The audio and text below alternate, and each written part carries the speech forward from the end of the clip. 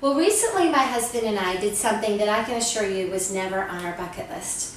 We bought a centuries-old plantation-style home and a former museum.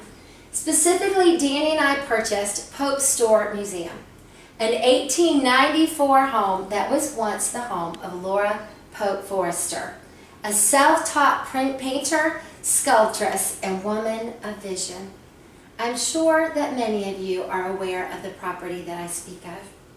Laura Forrester manifested creativity, patriotism, a love for family, and hard work.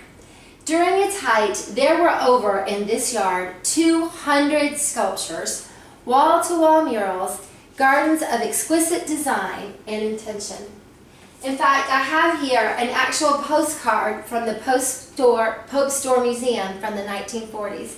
And in front of it, you see this house with Laura standing in front of it. You see, even today, if you are in Denver, Colorado, one of the terminals has an interactive map where each state has 2 places that tourists are encouraged to visit. For Georgia, one of the 2 is Pope's Store Museum. Pope's Store Museum was once the source of Grady and Thomas County civic pride and glory, but today has lost its luster and honorable reputation.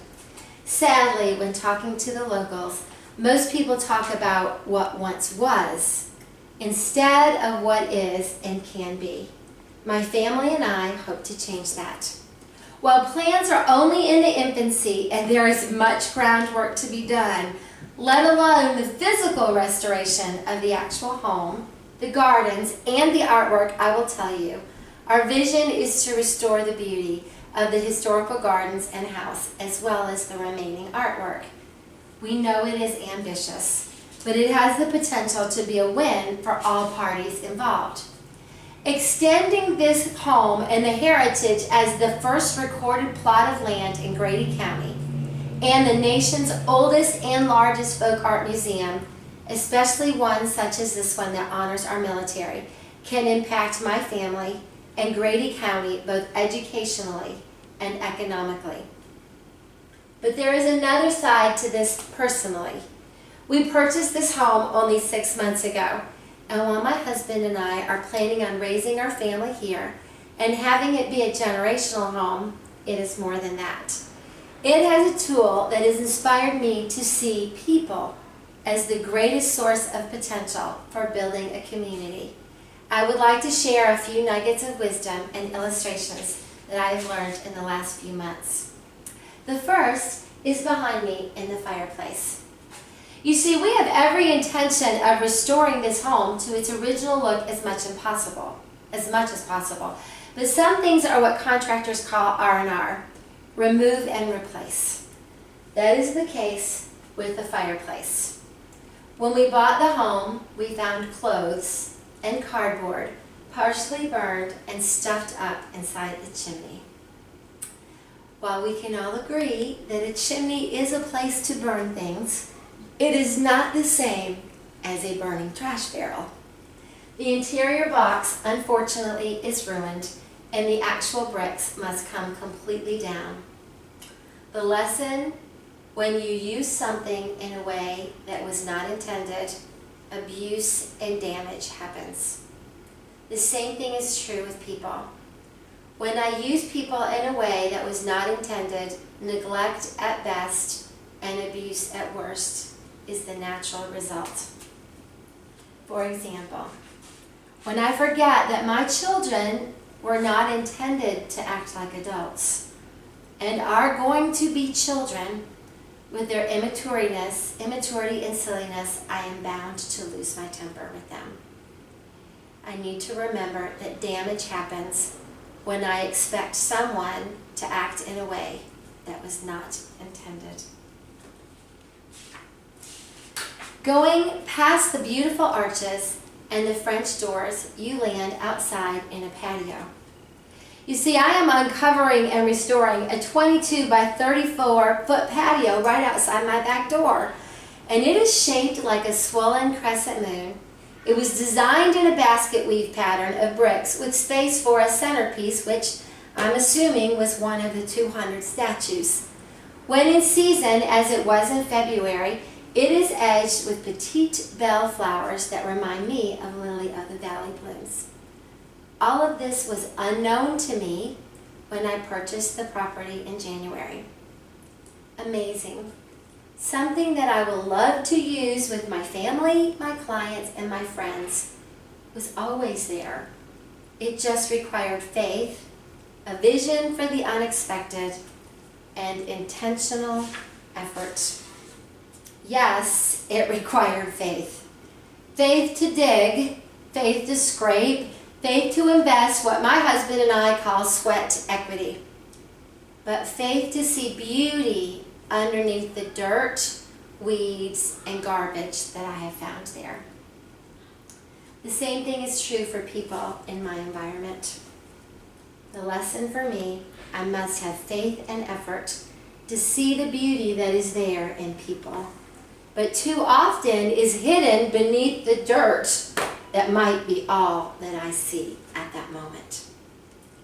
There is another lesson for the patio. In addition to reminding me to look past the dirt into the people in my personal and business circles, the patio constantly challenges me to refocus my priorities. You see, I have hauled away 28 wheelbarrows full of dirt, garbage, and weeds from that brick patio. 28 wheelbarrows. That is an obvious statement with not so obvious implications. That patio did not get covered in dirt overnight. That patio did not have seeds sprout on that dirt and grass anchor its resultants overnight. That patio did not have nails, broken glass, and shards of pottery sprinkled on it in one overnight event. Ladies, it was not intentionally altered. It was unintentionally neglected. Unintentional neglect has caused more opportunities for loss than intentional abuse. Let me repeat, it was not intentionally altered, it was unintentionally neglected. Therefore, I must intentionally choose where I spend my time, my energy, and my tangible resources. I contend that the only two things that last forever is the Word of God and the souls that He created. So while I am working on projects such as Pope's Store preservation, I must intentionally choose to not neglect the people that He has placed in my path. The last lesson I would like to talk to you about came in the first week that I bought this house. After visiting what is now our church home, a member named Karen came to bring me the welcome committee brownies. Some of you know exactly what I mean. And she admitted to never having seen the walls, the statues, or the murals, and so we checked it out together. A portion of a powerful memorial dedicated to World War II Red Cross nurses includes a marble wall listing the names of Grady County men that were killed in World War II. She told me that her uncle was killed in World War II, and then she was stunned to see his name on that marble stone tablet. She never knew there was any memorial dedicated to her uncle. The lesson still touches me that what we have and what we are given is given to us to serve others. Or put another way, we are blessed to be a blessing. Laura Forrester had acres of property and artistic genius, and she used both of them to bless, honor, and serve others. I want to do the same with the resources that I have been given, whether that be speaking or teaching, or maybe using this home to build a stronger community.